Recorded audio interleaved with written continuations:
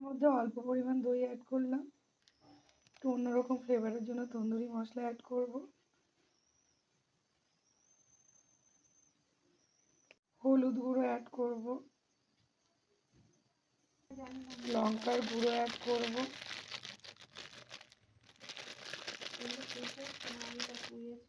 সর্ষের তেল অ্যাড করব, আর অল্প পরিমাণ লবণ অ্যাড করব, চিকেনে লবণটা ঢোকে। ভালো করে মাখিয়ে রাখবো। মাংসটা ভালো করে মাখালাম, এটা আমি 1 ঘন্টার জন্য রেখে দেবো।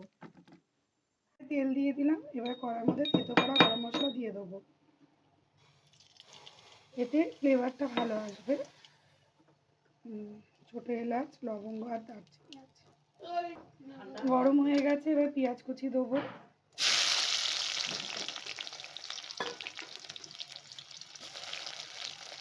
পেঁয়াজটা লাল লাল হয়ে গেছে, এবারে আমি রসুন বাটাটা অ্যাড করব। আমি কিন্তু ম্যারিনেশনে কোনো আদা রসুন পেস্ট অ্যাড করিনি, মাংসের অনুপাতে আমি রসুন বাটাটা অ্যাড করব। রসুনটা একটু ভাজা ভাজা হলে আমি আদাটা অ্যাড করব, এই আদা বাটাটা অ্যাড করব। ভালো করে কষবো। চিকেন সবাই জানে কীভাবে করতে হয়, তা আমি যেভাবে করি আর একটু ডিফারেন্ট ওয়েতে করছি, কারণ একটু তন্দুরি মশলা অ্যাড করেছি, ব্রয়লার মুরগি তো একটু যাতে ফ্লেভারটা অন্যরকম আসে। এবারে আমি টমেটো অ্যাড করব, বেশি টমেটো দেবো না যেহেতু অল্প করে ম্যারিনেশনের দই রয়েছে। আর কাঁচা লঙ্কা বাটা,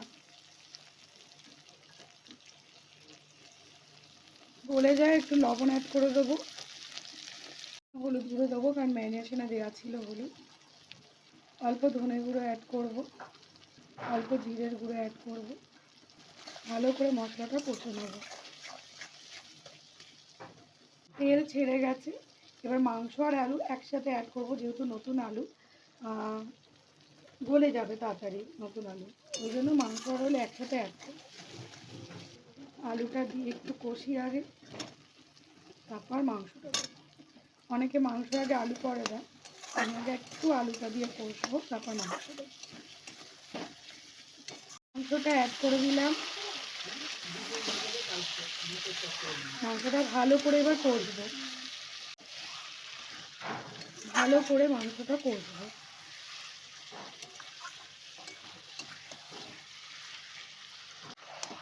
দেখুন আস্তে আস্তে তেল ছাড়ছে এবং সুন্দর করে চিকেনটা কালারও আসছে, কষাও হচ্ছে। আমি ঢেকে ঢেকে মিনিট 10-15 ভালো করে কষে নেব, এই ঢাকা দিয়ে দিলাম। এখানে সাদা তিল আর পোস্ত বাটা রয়েছে, এতটা দেবো না, অল্প একটু চিকেনে আমি অ্যাড করব, ফ্লেভারটা একটু অন্যরকম করার জন্য। বেশি দিইনি, অল্পই দিয়েছি। তেল ছেড়ে দিয়েছে, স্বাদ মতো অল্প চিনি দেবো, এটা মানুষের উপর ডিপেন্ড করছে, অনেকে মাংসে চিনি দেয়। দেখুন কত সুন্দর কষা হয়ে গেছে। এবার আমি উষ্ণ গরম জল অ্যাড করে দেবো। সুন্দর করে কষা হয়ে গেছে, আমি কিন্তু তেল বেশি দিইনি, এটা ওই দই আর চিকেনের নিজস্ব যে অয়েলটা থাকে সেটাই বেরিয়েছে। গরম জল অ্যাড করব, এই তেল থাকবে না বেশি ফুটে উঠলে। গরম জল অ্যাড করে দিয়েছি, এটাকে ভালো করে ফোটাবো যতক্ষণ না চিকেনটা সেদ্ধ হচ্ছে। চিকেন আর মাংস almost done, chicken almost done, আলুও গলে গেছে একদম সুন্দর করে, মাংসও গলে গেছে। এবার একটু কাঁচা লঙ্কা অ্যাড করব ফ্লেভারের জন্য, শাহি গরম মশলার গুঁড়ো অ্যাড করে দিয়ে খানিকক্ষণ একটু স্ট্যান্ডিং সময় রাখবো। তো চিকেনটা আমার রেডি হয়ে গেছে, কি নাম দেবো আমি জানি না, আপনারাই বলুন এটাকে কি চিকেন বলবো। যাই হোক, আপনারাও এই প্রসেসটা ট্রাই করবেন, আশা করি আপনাদের ভালোই লাগবে। ভাত, রুটি, লুচি, পরোটা সব কিছু দিয়েই যাবে।